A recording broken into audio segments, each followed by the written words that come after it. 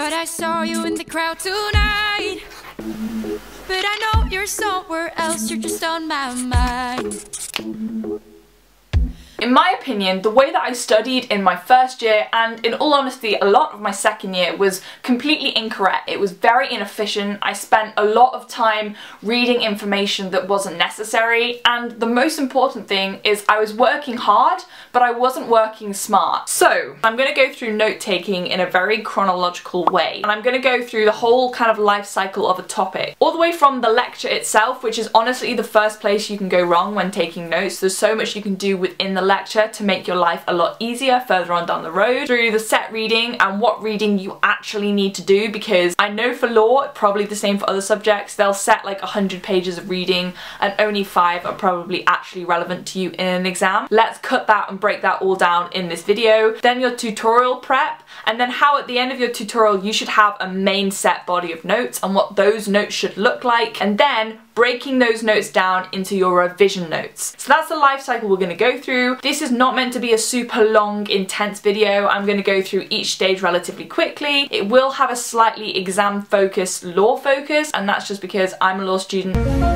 So I'll be talking about things like case judgments, case summaries, things like that. But everything else should hopefully be super transferable to what you're doing, and let's crack on with this video. Yes, I'm excited.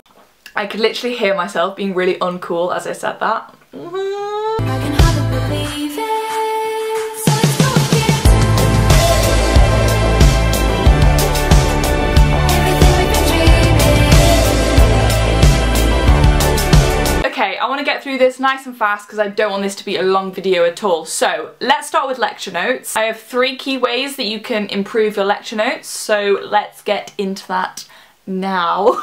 First thing that you can improve with your lecture notes is the way that you format your notes in the lecture itself. Okay, I have a big issue here. This is like a self-reflective issue because this is something I used to do in my first year and kind of my second year. You should not be typing large volumes of information in your lecture. The way you should approach your lecture as a taster or an introduction to a topic, and because of that, you don't want to spend your whole time formatting your notes. Now, you know what I mean. It's when you have a presentation that they're going through and you're trying to get all of the presentation information over onto your Word document and trying to format it all and try and keep up with everything you're doing. 10 minutes before your lecture or the night before you've got a day of lectures, just make sure that you've formatted your notes for that lecture into a Word document. It's even more brilliant if your lecturer just gives you a handout in a Word document already, but a lot of lecturers just go through a presentation. The second thing is the way that you take notes. Now, something that I found really helpful for my law notes is to actually differentiate different types of information by colour. All of my key information is in highlighted yellow, all of my cases are bold and in blue,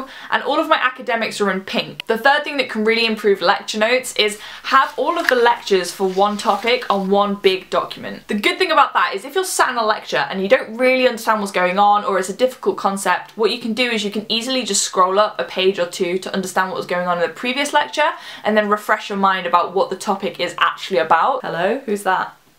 Weird, okay. So imagine you've had your 3 to 4 lectures on that topic and now you need to start preparing for your tutorial. And usually, I know this is true for law, it might be different for other subjects, is that you have some kind of unit guide or reading list that will break down exactly what you need to prepare and read for your tutorial. So here is where we address the main burner of time when you're taking notes. I've said this in previous videos, people often ask me, is law hard? And I always say no, the content in law I don't think is any harder than any other subject. I think what's hard is the volume of reading and like independent study and work that you're expected to do. If I could compare my first year to my third year in terms of like how much time I spent reading textbooks is hugely different, and it's because most of it you don't need to do.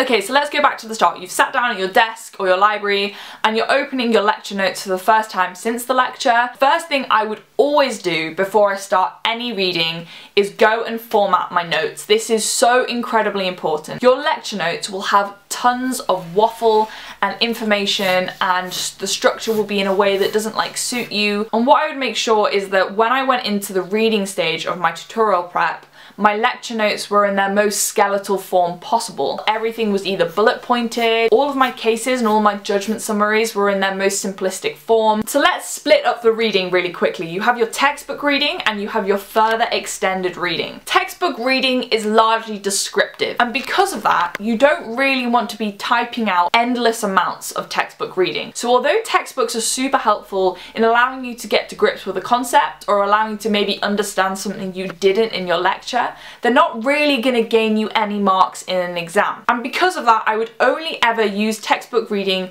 to expand on the notes that I already had. Once you've added in and you've expanded and you understand the concepts, you want to put that textbook away. That textbook is of no more importance to you. So what you want to do now is move on to that more nuanced reading. So for example, the opinion articles or the journal articles. Now the reason why these things are so important is they are absolutely golden for marks. And that's because when you want to push your marks from maybe like a 2-2 to a 2-1 to a first, the real difference is how you critically analyze something.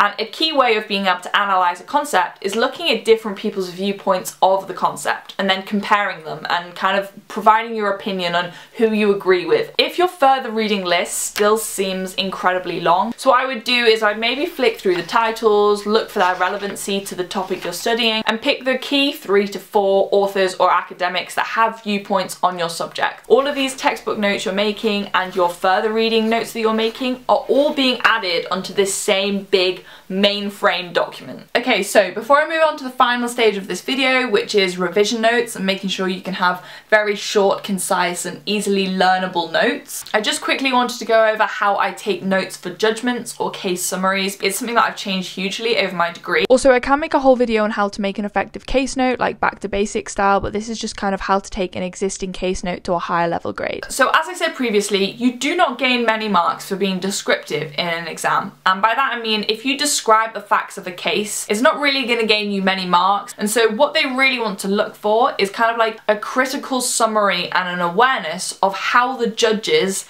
came to their judgment in the case. And this was something that didn't even cross my mind in my first year, so don't worry if this isn't something you do, or if you do it, then well done. For each topic there might be, I don't know, 20 to 40 cases, but within those cases there will be your key Supreme Court cases, and those are the cases where you need to show an understanding of the key judges and their key judgments of why they came to their decision. So I'm not going to get into detail here with this case because trusts law is just unnecessarily complex on a day like today, and this is a short video. But this is an example of where the 3 key judges use different legal tests to come to the same conclusion.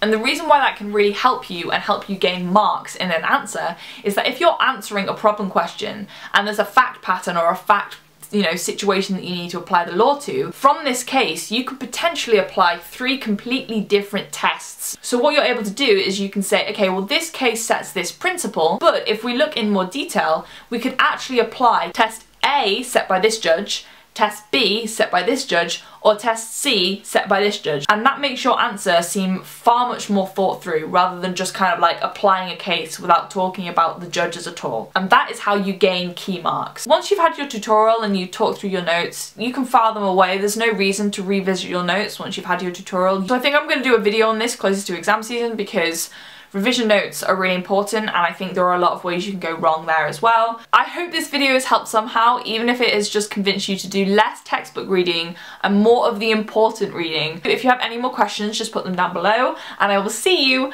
very soon. I think we're a hit. I know that my schedule is full.